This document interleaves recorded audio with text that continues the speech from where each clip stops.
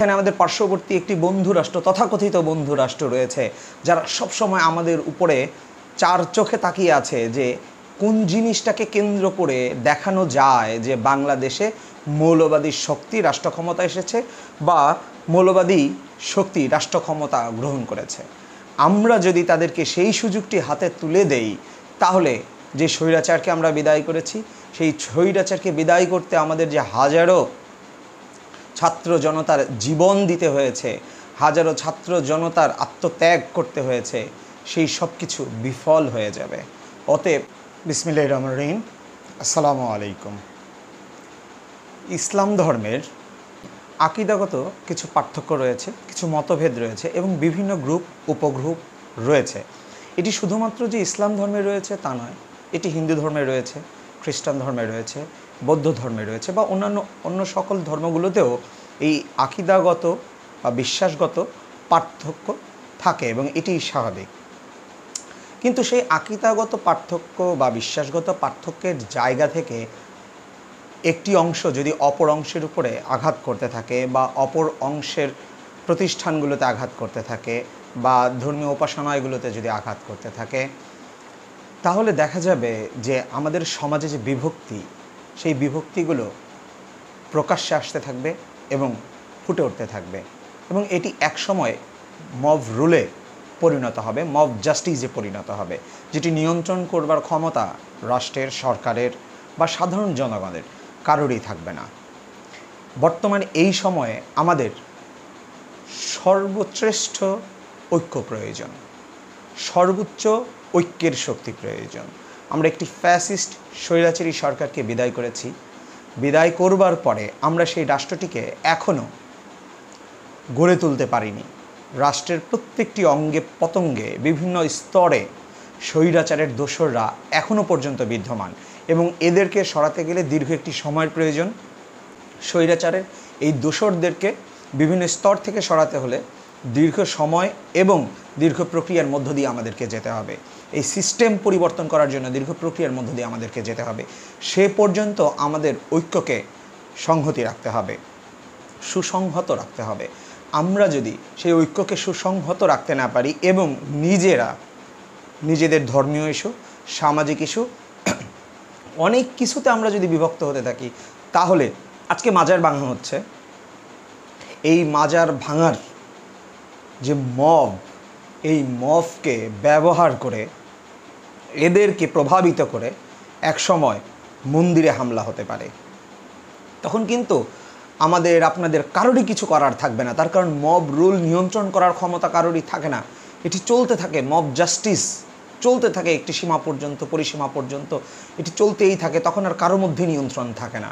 তো সেই জায়গা থেকে আজকে যেভাবে মাজার ভাঙা হচ্ছে, দেখা যাবে যে একসময় শিয়াদের প্রতিষ্ঠানগুলোতে হামলা করা হবে।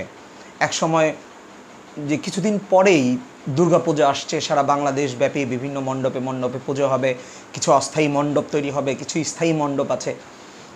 এই যে স্বৈরাচারের দোসররা, তারা দেশকে অস্থিতিশীল দেখাতে, তারা শান্তি শৃঙ্খলা বিঘ্ন করে মানুষকে এই সরকারের প্রতি খেপিয়ে তুলতে বা এই সরকারের প্রতি মানুষের অবিশ্বাস তৈরি করার জন্য তারা কিন্তু এই মব রুল বা মব জাস্টিসে মিশে যাবে এবং তারা বিভিন্নভাবে এই মব জাস্টিসকে বিভিন্ন জায়গায় কাজে লাগানোর চেষ্টা করবে।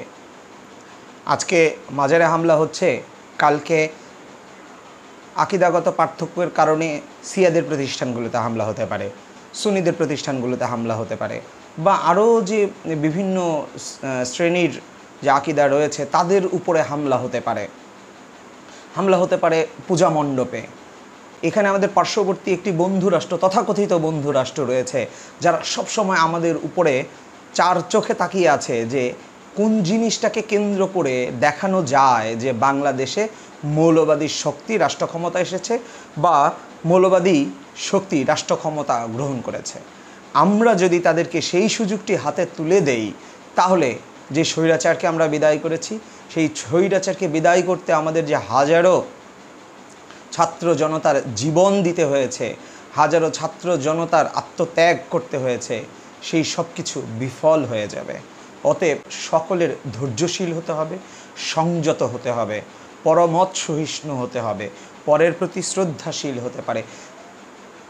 একটি দলের সঙ্গে আরেকটি দলের মতের পার্থক্য থাকতে পারে, বিশ্বাসের পার্থক্য থাকতে পারে, আকীদাগত পার্থক্য থাকতে পারে, প্রচণ্ড ধরনের অবিশ্বাস থাকতে পারে, প্রচণ্ড ধরনের মত পার্থক্য থাকতে পারে, কিন্তু প্রত্যেকের জায়গায় আমরা প্রত্যেকেই সংযত থাকি জাতীয় ঐক্যকে সংহত রাখার জন্য। এটি আপনাদের কাছে অনুরোধ, এটি আপনারা চিন্তা করে দেখতে থাকবেন। তার কারণ দেখুন, এখনো পর্যন্ত জননিরাপত্তা কঠোর অবস্থানে যায়নি বা জননিরাপত্তা শতভাগ নিশ্চিত করা সম্ভব হয়নি। পূজা মণ্ডপগুলোতে গ্রাম পুলিশ মূলত নিরাপত্তার দায়িত্ব পালন করে। সেই গ্রাম পুলিশ জাতীয়করণের দাবিতে এখনও পর্যন্ত তাদের যে দাবি দাওয়াগুলো সেগুলো পরিপূর্ণ বা আশ্বাস না পাওয়ার কারণে তাদের ভিতরে এক ধরনের অসন্তুষ্টি আছে। আনসারদের মধ্যে আমরা দেখেছি তাদের ঘিরে যে সমস্যা তৈরি হয়েছে সেটি এখনও শতভাগ সমাধান হয়নি, তাদের ভিতরে এক ধরনের অসন্তুষ্টতা আছে। পুলিশ এখনও শতভাগ কাজ করছে না। এই সব কিছুই কিন্তু স্বৈরাচার বা পতিত স্বৈরাচারের দোসররা, তার প্রেতাত্মারা এখনও আমাদের সমাজে যারা বসবাস করছে, প্রশাসনের বিভিন্ন ক্ষেত্রে যারা বসবাস করছে, আইন শৃঙ্খলা রক্ষাকারী বাহিনীর বিভিন্ন জায়গায় যাদেরকে এখনও পর্যন্ত শাস্তির আওতায় বা সরিয়ে দেওয়ার সুযোগ হয়নি, তারা কিন্তু এই সুযোগগুলো ব্যবহার করবে এবং এই মব জাস্টিসকে তারা তাদের মতো করে ব্যবহার করবার চেষ্টা করবে, উস্কে দেবার চেষ্টা করবে এবং জাতীয় ঐক্যকে বিনষ্ট করবার জন্য এক পক্ষকে আরেক পক্ষের সঙ্গে লাগিয়ে দেবার চেষ্টা করবে। তাই এখনই আমাদের বোধের জাগ্রত হোক, আমরা জাতীয় ঐক্য সংহত রাখবার জন্য পরমত সহিষ্ণু হই, ধৈর্যশীল হই এবং শান্তিতে বিশ্বাস করি, শান্তি প্রতিষ্ঠায় বিশ্বাস করি এবং শান্তি ছড়িয়ে দিই। সবাইকে ধন্যবাদ। আসসালামু আলাইকুম।